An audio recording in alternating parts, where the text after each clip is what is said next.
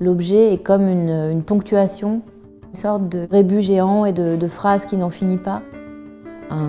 Un élément de la nature morte dans mes peintures, dans mes compositions.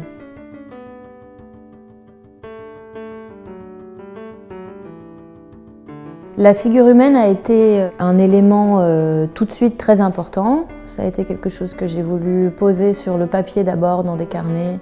Et puis ensuite j'ai voulu raconter la même chose, mais cette fois-ci sur toile et sur châssis.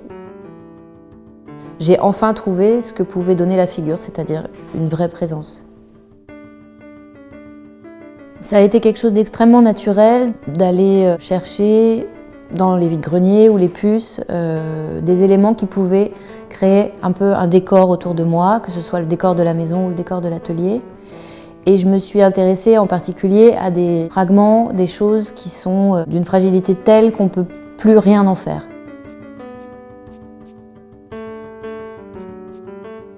La Villa Médicis m'a permis avant tout d'avoir un espace-temps extraordinaire, de ne plus travailler à côté et d'avoir un atelier très très grand. Donc j'ai pu déployer comme une sorte de pop-up tout ce que j'avais mis en place ces dernières années mais qui manquait un peu d'espace et de temps. Les peintures, les assemblages des peintures, les peintures cousues sont vraiment devenus quelque chose de presque identitaire pour moi et j'ai pu vraiment travailler ça jusqu'au bout, jusqu'à faire le projet pour lequel j'avais postulé, qui était celui d'un film pour lequel j'ai travaillé des costumes avec ces anciennes toiles.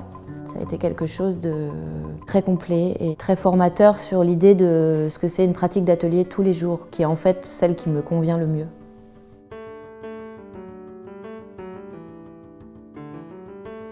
L'assemblage des objets qui est venu pour créer une sorte de monde intérieur, d'abord à la maison puis ensuite à l'atelier, c'est pour trouver vraiment une sorte d'équilibre et de créer de la poésie un peu autour de soi, mais ce qu'on fait un peu tous chez soi à un moment donné avec des objets qu'on affectionne. Le cinéma a été quelque chose que j'ai étudié très tôt et je viens d'une famille de décorateurs. Je ne travaille quasiment qu'avec des couleurs qu'on me donne, de peintures qui n'ont pas fini d'être utilisées pour les décors. C'est important pour moi parce que ça fait partie d'une sorte d'upcycling et d'économie de moyens qui me permet d'être indépendante. Et ça m'a permis de développer une autre façon de faire de la peinture, une autre façon de faire des mélanges, une autre façon de concevoir un espace à peindre. La question de l'enveloppe m'intéresse. C'est pas le vêtement en soi, c'est pas la matière, la forme, la nouveauté qu'on peut créer avec ça, c'est avant tout cette histoire de présence et d'enveloppe qui a ce côté fantomatique tout d'un coup qui est absolument magique. En découpant les toiles, en les réunissant grâce à la couture, il y a eu des espaces où j'ai pu glisser ces objets. Aujourd'hui, il y a cette pratique-là qui est celle de venir cacher et glisser des objets à l'intérieur de ces peintures cousues. Et puis il y a ces structures en métal qui réunissent toutes les pratiques, celle des costumes en peinture, faits à partir d'anciennes toiles, celle de la céramique et celle des assemblages. Travailler le métal pour moi a été une première, mais c'est pas seulement le métal en fait. Je voulais vraiment rechercher cette histoire de magie des matériaux. Donc on a donné ce côté irisé, brûlé pour se rapprocher des coquillages, de ce personnage, de ce costume très brillant, pour pousser le process un peu plus loin, ainsi que les motifs de mon travail et de mon imaginaire.